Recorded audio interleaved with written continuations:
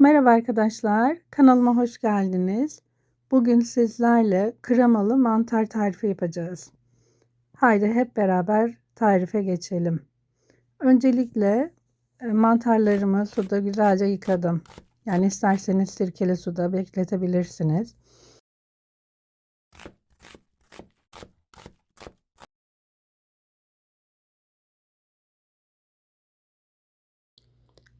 Evet, daha sonra ince doğranmış soğan ve sarımsaklarımızı tavaya alıyoruz ve bir kaşığı kadar tereyağı ekliyoruz.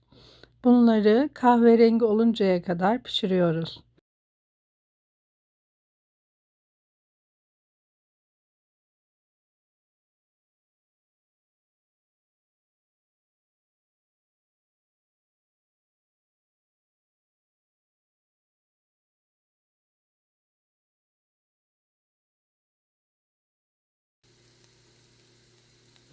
Daha sonra soğanlarımız ve sarımsağımız piştiğinde yıkamış olduğumuz mantarları tavanın içine koyuyoruz.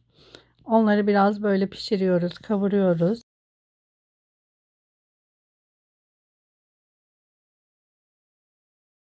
Bir tatlı kaşığı kadar ya da daha az tuz koydum.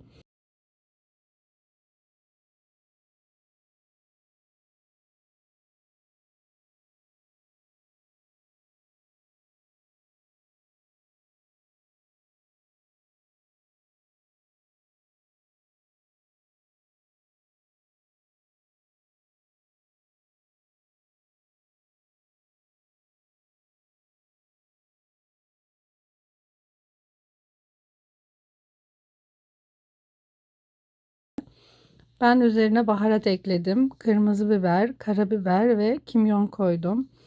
Biraz daha pişiriyorum.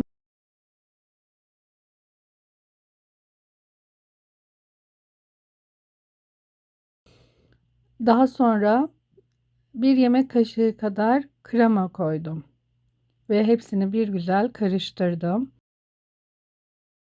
Ve 2-3 dakika daha pişirdim ve daha sonra ince kıyılmış maydanozları üzerine koyup 1-2 daha çevirip ocağımı kapattım. Evet, gördüğünüz gibi mantarlarımız hazır. Harika oldu. Deneyenlere şimdiden afiyet olsun.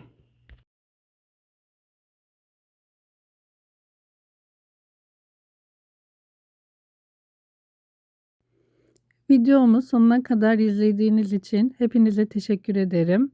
Kanalıma abone değilseniz abone olmayı, beğeni yapmayı ve yorum yapmayı unutmayalım. Bir sonraki videoda görüşmek üzere. Hoşça kalın.